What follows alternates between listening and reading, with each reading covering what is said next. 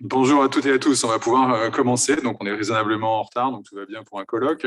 Je vais d'abord, donc évidemment, souhaiter la bienvenue à tout le monde, membres du CERSA et non membres du CERSA. Donc, je suis ravi que nous puissions nous retrouver en présentiel, mais aussi à distance, puisque une partie des participants sont à distance. Donc, pour ce colloque du CERSA. Je voulais d'abord commencer évidemment assez classiquement, mais très sincèrement, par remercier les véritables initiateurs du colloque, qui sont Anne-Laure Riotte, ici présente, et Kim Khan-Fan, qui sont respectivement doctorantes en sciences politiques et doctorants en droit public ici à l'Université Paris 2 et rattachés au CERSA. Et le mérite de ce colloque leur revient entièrement, parce que c'est eux qui en ont pris l'initiative et qui l'ont piloté à la fois sur le plan académique et sur le plan logistique. Donc, vraiment un grand remerciement à eux de nous rassembler. Donc, à nouveau, après ces mois un peu compliqués, donc ici en salle du Conseil.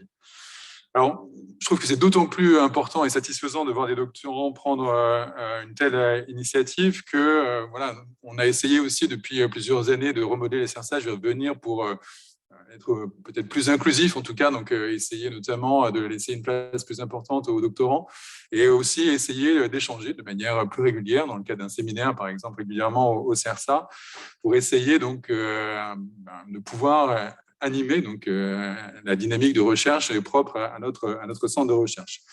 Vous le savez tous, donc un centre de recherche, une addition en fait d'individus donc qui ont chacun leur terrain, leurs approches, leurs disciplines. Il faut bien avouer qu'on ne se lit pas tous, on ne se lit pas tous régulièrement, et je pense que c'est très important que des occasions comme celle-ci nous permettent d'échanger donc, réellement sur les travaux des uns et des autres et de faire vivre finalement ce qui nous rassemble ici au sein du CERSA. Alors, ce qui nous rassemble, c'est notamment la thématique du colloque, donc vous l'avez vu, donc les transformations de l'État. Notamment donc ici donc on va le voir donc une interrogation assez large, donc c'est un chapeau large et accueillant que de parler des transformations de l'État. J'y reviendrai, mais au fond je me dis aussi que c'est une bonne façon de caractériser un peu la trajectoire intellectuelle du CERSA et de faire le bilan au moins de l'essentiel des recherches qui animent les enseignants chercheurs et doctorants du CERSA ces dernières années. Pour brièvement introduire le colloque et la matinée, je vais simplement donc peut-être rappeler pourquoi. Il me semble que cette thématique est vraiment au cœur des activités du CERSA et puis donner finalement un certain nombre d'indications à la fois, disons, problématiques et logistiques sur l'organisation de la matinée. Alors, en premier lieu, pourquoi est-ce que je pense que c'est un colloque qui est tout à fait conforme à l'identité du CERSA? D'abord parce que, pour ceux qui ne sauraient pas, donc, le CERSA est, depuis les années 60, un laboratoire qui travaille spécifiquement sur les questions administratives. Donc, il a été créé à l'époque par Roland Drago. Il était animé essentiellement, dans un premier temps, par des publicistes qui s'intéressaient à la doctrine et à l'organisation administrative. Et puis, comme tous les laboratoires, comme tous les centres de recherche, les années passant, donc avec l'arrivée de nouvelles personnes, arrivent aussi de nouveaux objets de recherche, de nouvelles disciplines.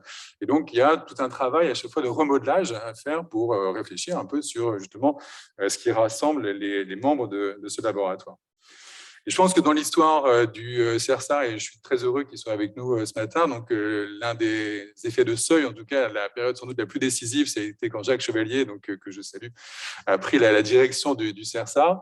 Pourquoi? Parce que c'est Jacques, au fond, qui lui a donné une extension qui est la sienne aujourd'hui, donc en permettant de rassembler non pas simplement des publicistes, mais aussi des politistes et des sociologues au CERSA, de le rattacher au CNRS, puisque le CERSA est devenu une unité mixte de recherche en 2001, ce qu'il est toujours, donc, et ce dont on se félicite tous les jours. Mais aussi, donc, et ce n'était pas une mince affaire, de nous donner des locaux dans lesquels nous sommes toujours aussi bien, donc au 10 rue Thénard. Je ne sais pas si on va y rester très longtemps, mais en tout cas, voilà, on va profiter de ce lieu de travail et de vie collective que Jacques nous a permis d'occuper depuis des années.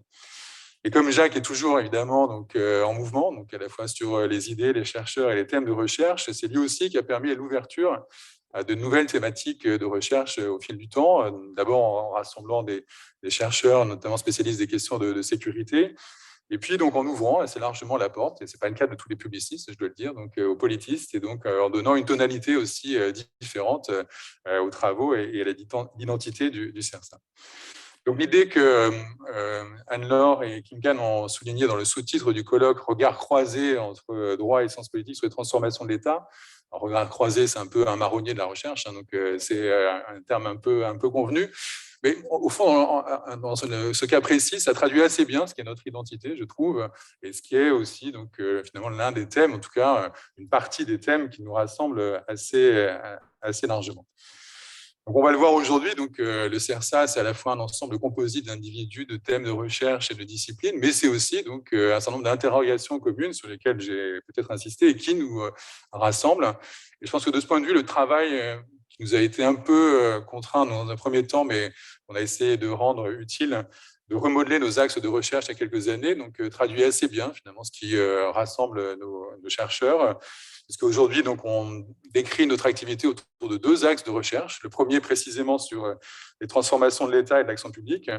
Et le deuxième, sur ce qu'on a appelé la mutation des normativités, c'est-à-dire une série de réflexions, au fond, sur la transformation de la norme en général et des formes de régulation, notamment sur des enjeux assez nouveaux liés aux questions de bioéthique ou de numérique.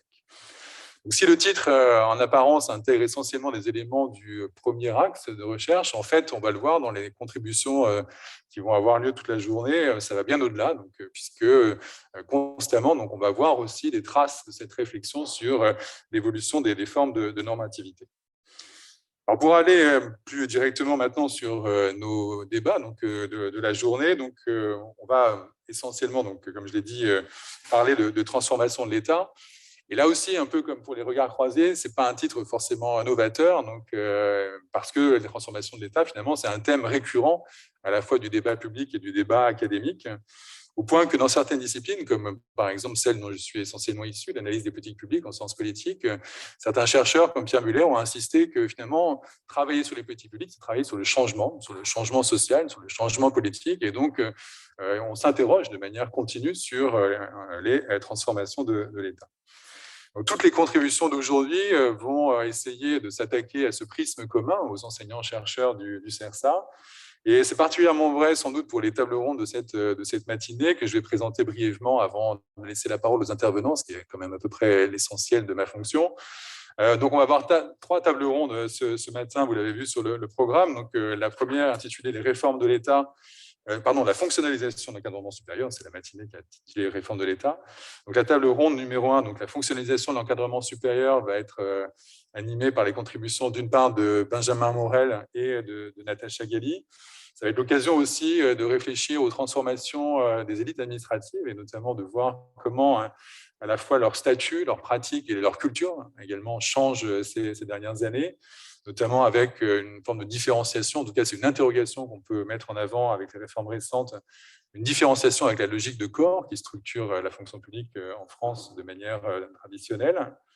Deuxième table ronde donc, sur les politiques de sécurité, donc avec deux interventions là aussi, celle d'Agathe Piquet d'une part et d'Olivier Renaudy d'autre part, avec non seulement un focus sur une politique spécifique, les politiques de sécurité, mais aussi une interrogation sur les changements de niveau, donc les jeux d'échelle qui alimentent constamment donc, ici les politiques publiques et l'action de l'État au quotidien. Et enfin, dernière table ronde de la matinée, donc une table ronde sur les nouvelles frontières du pouvoir public, avec là encore deux interventions, celle de Marie Sirotto et de Marc Millet. Et ici, donc, nouvel axe, finalement, une nouvelle focale dans l'interrogation sur le changement de l'État, une réflexion ici sur son périmètre, sur les limites de l'État, et notamment sur les rapports compliqués et parfois conflictuels que les acteurs publics entretiennent avec les acteurs privés.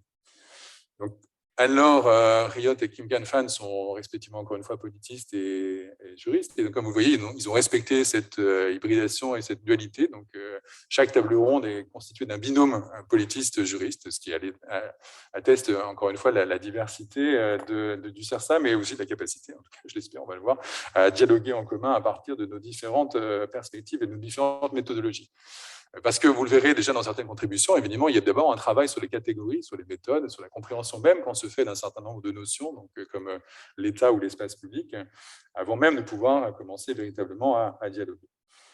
Et peut-être donc avant d'initier vraiment donc ici cette matinée, quelques éléments d'hypothèse, quelques questions préalables qu'on peut poser aux différents intervenants, en tout cas des questions qui moi m'intéressent depuis longtemps dans mes travaux sur les politiques publiques et sur l'État, qui visent finalement à formuler un certain nombre d'hypothèses sur la nature des changements auxquels nous sommes confrontés.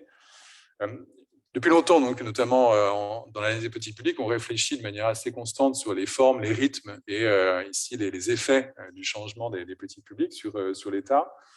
Et je dirais, d'une certaine façon, que, en tout cas, c'est ce que je propose peut-être comme hypothèse transversale pour les interventions de la matinée, que on peut, d'une part, réfléchir au caractère plus ou moins cohérent des évolutions, des transformations auxquelles nous sommes en train d'assister.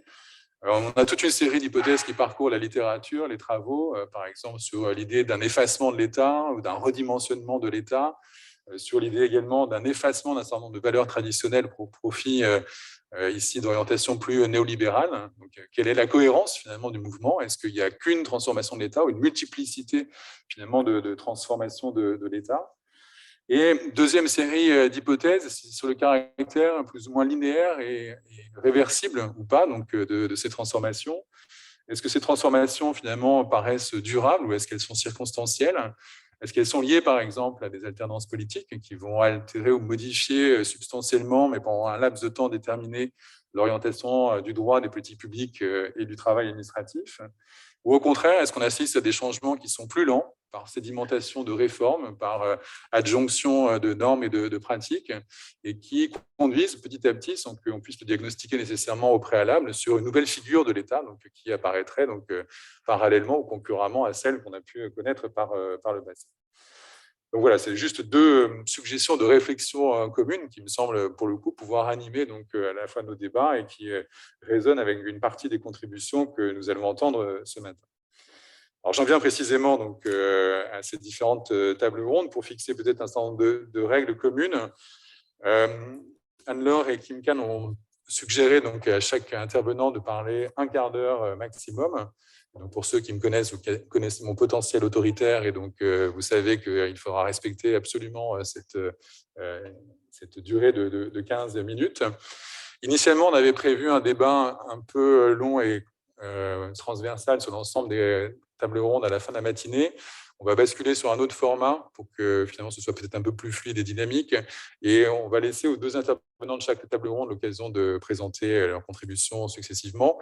Et après, on prendra à chaque fois un volume de questions sur la thématique en question. Et s'il nous reste du temps en fin de matinée, donc on ouvrira un débat général sur l'ensemble des contributions. Donc, je vais tout de suite passer la parole aux différents intervenants. Alors,